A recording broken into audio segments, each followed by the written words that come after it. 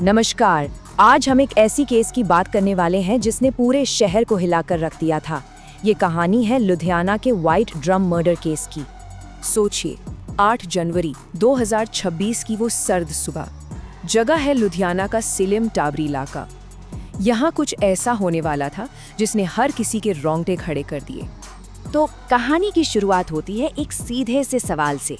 एक खाली प्लॉट में वो जो सफेद ड्रम पड़ा था, आखिर उसके अंदर था क्या? तो चलिए कहानी के पहले हिस्से में चलते हैं। एक खौफनाक बरामदगी, मतलब एक ऐसी चीज मिली जिसने पूरे शहर में दहशत फैला दी। हुआ ये कि सलीम टाबरी के खाली प्लॉट में एक सफेद प्लास्टिक का ड्रम पड़ा था और उससे बहुत ही अजीब, बहुत तेज बदबू आ रही थी। अब जब पुलिस ने उसे खोला ना, तो जो नज़ारा था वो दिल दहला देने वाला था। अंदर एक कटा हुआ इंसानी सिर था। और ये तो बस शुरुआत थी।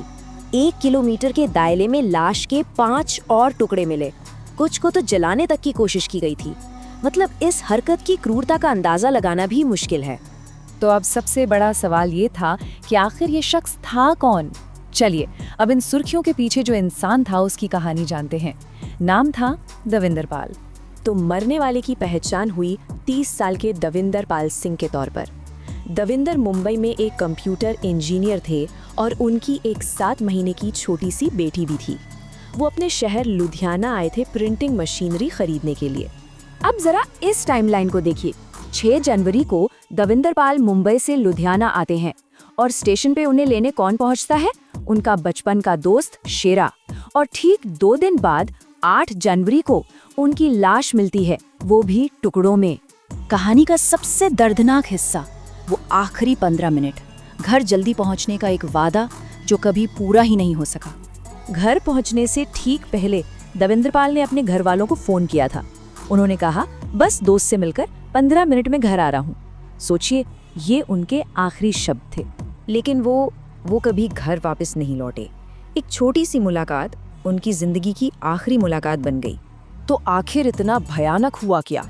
पुलिस ने जब जांच शुरू की तो दोस्ती के रिश्ते में छिपे एक बहुत ही खौफनाक राज का पर्दाफाश हुआ। पुलिस की जांच की सुई घूम फिर कर एक ही इंसान पर आकर रुकी। दविंदर पाल का बचपन का दोस्त शमशेर सिंह, जिसे लोग शेरा के नाम से भी जानते थे। और इस घिनौने काम में उसकी पत्नी कुलदीप कौर को भी उसका साथी बताया गया। पुलिस के हिसाब से जो कहानी सामने आई वो कुछ यूं थी।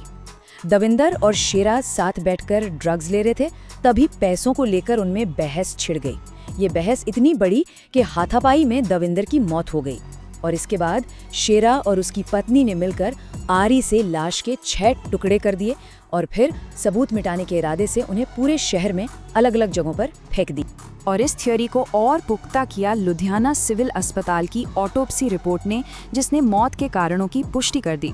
चलिए अब कहानी के आखिरी हिस्से पर आते हैं। इंसाफ और कुछ सवाल। मतलब इस घटना के बाद क्या हुआ और ये केस एक बड़े पैटर्न की तरफ कैसे इशारा करता है। लुधियाना पुलिस ने बहुत तेजी दिखाई और कुछ ही दिनों के अंदर पति पत्नी दोनों को गिरफ्तार कर लिया। पता है, इस केस ने लोगों को 2025 के ब्लू ड्रम केस की याद दिला दी। वो भी हत्या और लाश के टुकड़े करने का एक बिल्कुल ऐसा ही मामला था। तो ये जो व्हाइट ड्रम केस था, इसने न सिर्फ एक खतरनाक ट्रेंड की तरफ इशारा किया, बल्कि लुधियाना में बढ़ते क्राइम और ड्रग्स की जो समस्या है उस पर फिर से एक बहुत बड़ा सवालिया निशान लगा दिया। एक मासूम बेटी ने अपने पिता को हमेशा के लिए खो दिया और समाज इस तरह की हैवानियत से जूझने पर मजबूर हो गया।